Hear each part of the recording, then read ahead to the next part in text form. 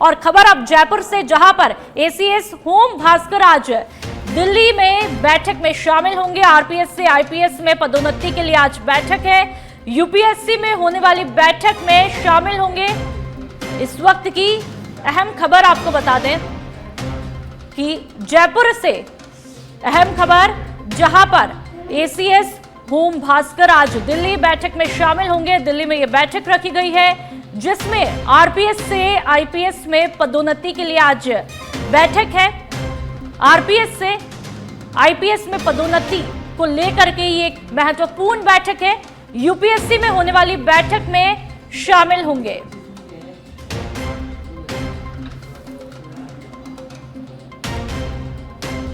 तो जयपुर से खबर, जहां पर एसीएस होम भास्कर आज बैठक में शामिल होंगे। जो आरपीएस से आईपीएस में पदोन्नत होंगे उसको लेकर के, उस लिहाज से ये बैठक कई मायनों में महत्वपूर्ण है। और दिल्ली में ये कार्यक्रम रखा गया है जहां पर बैठक होगी। कुछ ही देर में वो तस्वीरें भी हो सकता है हम आप तक पहुंचाएं। महत्वपूर्ण बैठक, आरपीएस से आईपीएस से में पदोन्नति के लिए बैठक रहेगी। यूपीएससी में होने वाली बैठक में शामिल होंगे। तो खबर जयपुर यानी कि राजस्थान की राजधानी से मिल रही है। आरपीएस और आईपीएस के लिहाज से यह महत्वपूर्ण जानकारी है। आरपीएस से आईपीएस में पदोन्नति के लिए आज महत्वपूर्ण ये बैठक आयोजित की गई है। बढ़ते हैं आगे, डीजीपी राजीव कुमार शर्मा दिल्ली में है। यूपीएससी में होने वाली बैठक में शामिल होंगे। बीते दिन दोपहर बाद जयपुर से पहुंचे थे दिल्ली। गृह मंत्रालय में आला अधिकारी से मिलने का प्रस्तावित कार्यक्रम है। और आपको बता दें कि कल सुबह जयपुर पहुंचेंगे डीजीपी। उदयपुर रेंज की रिव्यू बैठक को लेकर जाने का कार्यक्रम उनका रहेगा।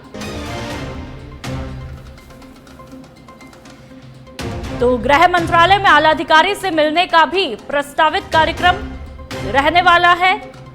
कल सुबह जयपुर पहुंचेंगे डीजीपी और उदयपुर रेंज की रिव्यू बैठक को लेकर जाने का कार्यक्रम भी उनका रहेगा।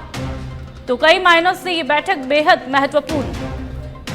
और चलिए बढ़ते आगे, प्रदेश का पहला कोटा शहर में केस देखने को मिला है। डीजीपी राजीव कुमार शर्मा के नए क्रिमिनल कानूनों के सार्थक क्रियान्वयन में एक अनुकरणीय पहल देखने को मिली। धारा 23 BNSS जो कि सुधारात्मक दृष्टिकोण को रखकर कम्युनिटी सर्विस के दंड से भी दंडित करने का एक नया प्रावधान है। कोटा शहर पुलिस के रेलवे कॉलोनी पुलिस थाना और भोरखेड़ा पुलिस थाना की पहल से जिले का पहला केस राजकीय विद्यालय अस्पताल में साफ सफाई और पौधारोपण के कम्युनिटी सर्विस से दंडित होने के न्यायालय द्वारा आदेश पारित किए गए हैं। उक्त आरोपी को धारा 355 BNSS में न्यायालय ने 2 दिन की कम्युनिटी सर्विस का दंड दिया है। कोटा शहर एसपी तेजस्विनी गौतम ने इसकी जानकारी दी।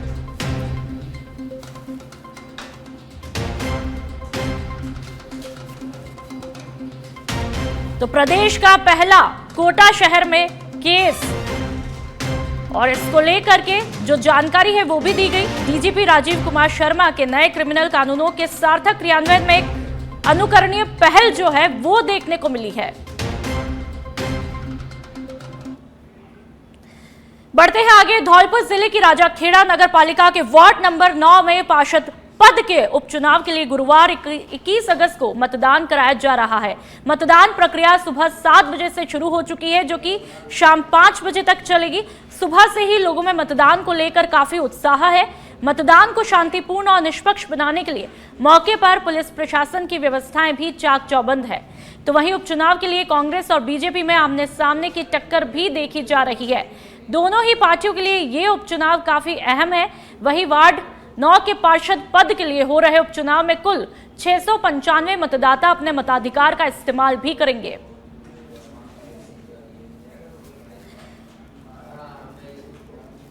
मैंने पहली बार वोट दिया है और मुझे काफ़ी अच्छा लगा है। मैं चाहती हूँ जैसे मैंने वोट दिया है वो जीते। आज जो चुनाव हो रहा है वार्ड संख्या 9 का, बड़ा शांतिपूर्वक हो रहा है।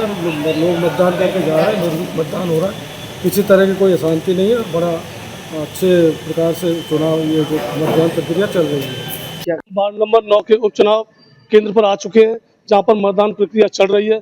सुबह मतदान प्रक्रिया काफ़ी तेज चली थी और लगभग 10 बजे तक 25% मतदान हो चुका है, लेकिन धीरे धीरे मतदाताओं की जो संख्या है कम हो गई है, क्योंकि जो कामकाजी महिलाएं हैं वो अभी वोटिंग के लिए कम आ रही हैं।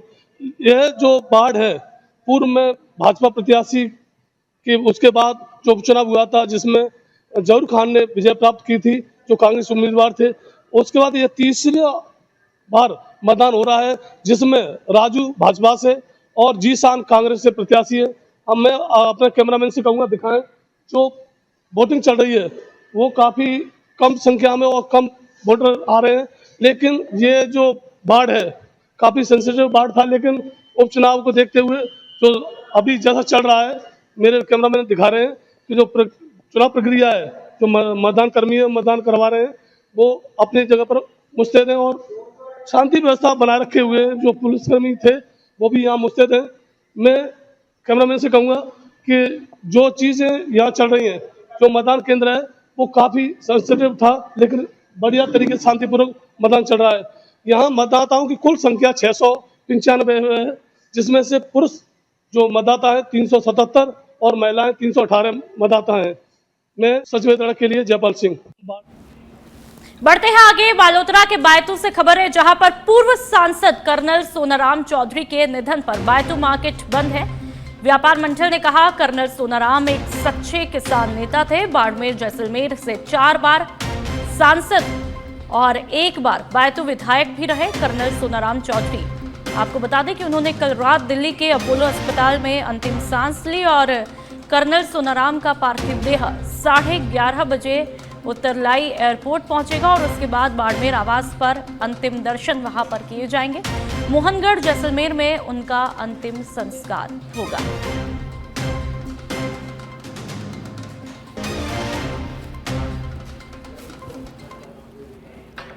बढ़ते हैं आगे। भीलवाड़ा के गुलाबपुरा में उपचुनाव को लेकर बीजेपी के विधायक सांखला के सानिध्य में बैठक होती है। बीजेपी मंडल अध्यक्ष इंद्रजीत सिंह राठौड़ ने बताया कि आज की बैठक विधायक जब्बर सिंह सांखला और उपचुनाव प्रभारी भगवती लाल जोशी के आतिथ्य में संपन्न हुई। विधायक जब्बर सिंह सांखला ने कहा कि बीजेपी नगरपालिका चुनाव को लेकर पूरे तरीके से तैयार है और पार्टी ये उपचुनाव अवश्य रूप से जीतेगी। उम्मीदवार कोई भी हो, संगठित होकर जीतना है।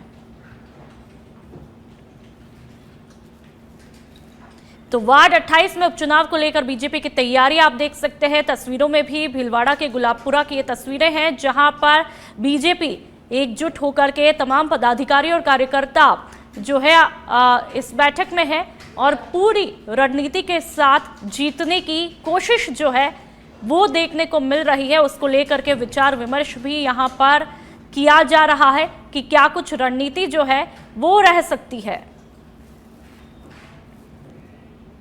और अब खबर जोधपुर से, जहां पर यौन उत्पीड़न में उम्र कैद की सजा काट रहे आसाराम आज अहमदाबाद से जोधपुर पहुंचेंगे। इंडिगो अहमदाबाद की फ्लाइट से जोधपुर आ रहे हैं आसाराम। एयरपोर्ट से सीधे पाल आश्रम जाएंगे आसाराम। आपको बता दें कि पिछले कुछ समय से कोर्ट ने आसाराम को अंतरिम जमानत दे रखी थी। तो इंडिगो अहमदाबाद की फ्लाइट से जोधपुर आएंगे आसाराम। एयरपोर्ट से सीधे पाल आश्रम जाने का आसाराम का कार्यक्रम रहेगा। पिछले कुछ समय से कोर्ट ने आसाराम को अंतरिम जमानत भी दे रखी है। खबर जोधपुर से।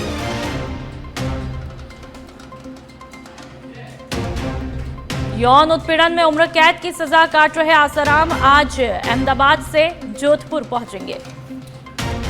खबर सांचौर से, जहां पर नारकोटिक्स कंट्रोल ब्यूरो जोधपुर की टीम ने सांचौर में बड़ी कार्रवाई को अंजाम दिया। एक ट्रक में भरे करोड़ों की कीमत के अवैध डोडा पोस्ट जब्त किए।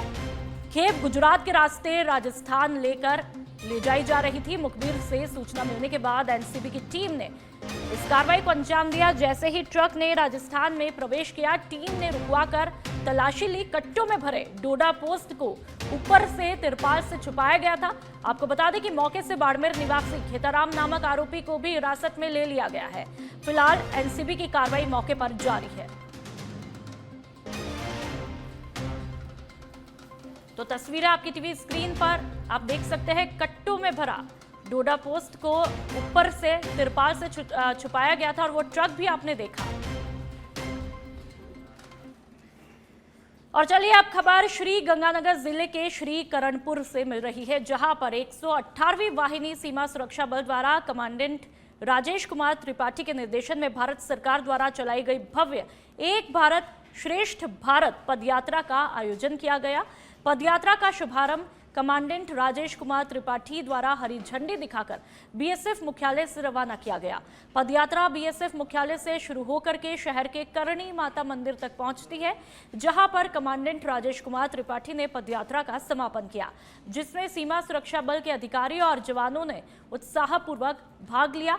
पदयात्रा में कमांडेंट राजेश कुमार त्रिपाठी ने अपने प्रेरणादायक संदेश में कहा कि हम सभी को मिलकर देश की एकता और अखंडता को बनाए रखना है।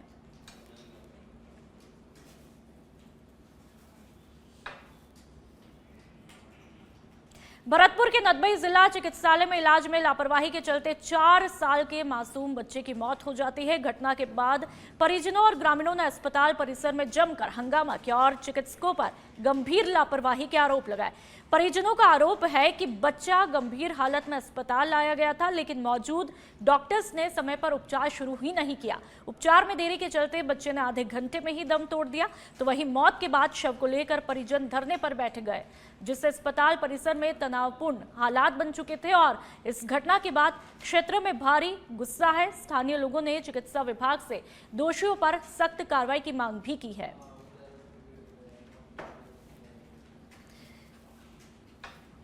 सन ऑफ कप्तान सिंह, ये 7:35 पे या वो 7:30 पे हॉस्पिटल में यहाँ एडमिट हुआ था। तो उस टाइम डॉक्टर भागचंद मीना जी ने इसको बच्चे को देखा था।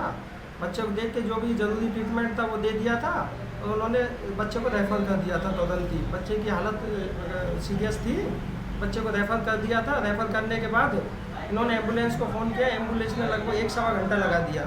तो इसको बार बार हम लोगों ने कि भरतपुर लेके जाना है, और डॉक्टर साहब ने बोला था, ये लोग भरतपुर लेके गए नहीं। 1-1.25 घंटे बाद 7:35 पर हॉस्पिटल में लेकर आए। लाला को बुखार चढ़ रहा था।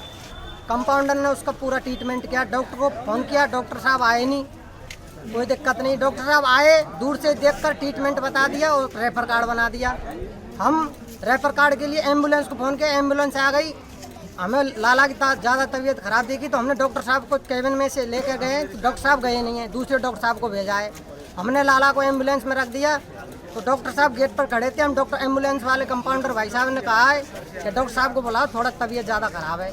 हम डॉक्टर साहब को आवाज़ लगा रहे हैं, डॉक्टर साहब बोल रहे हैं हम मैं नहीं आ रहा, तुम जाओ। और जाति से बोल रहे हैं मैं मेढ़ा हूँ। हमने कुछ बांसवाड़ा में सोशल मीडिया पर गैंगस्टर बनने की चाह में नकली पिस्टल के साथ ही वीडियो बनाकर रील अपलोड करना महेंद्र पारगी को भारी पड़ गया। वायरल वीडियो जब गढ़ी पुलिस तक पहुंचता है तो उसे शांति भंग में गिरफ्तार किया गया। पुलिस के मुताबिक महेंद्र ने 18 अगस्त को सोशल साइट पर पिस्टल लहराते हुए एक वीडियो पोस्ट किया था। पूछताछ में उसने खुलासा किया कि वह फिल्मों में गैंगस्टर किरदारों से प्रभावित होकर ऐसा किया करता था और उसका मकसद लोगों में खौफ पैदा करना नहीं बल्कि खुद को स्टाइलिश दिखाना था। हालांकि वीडियो में दिखाए गए पिस्टल नकली थी।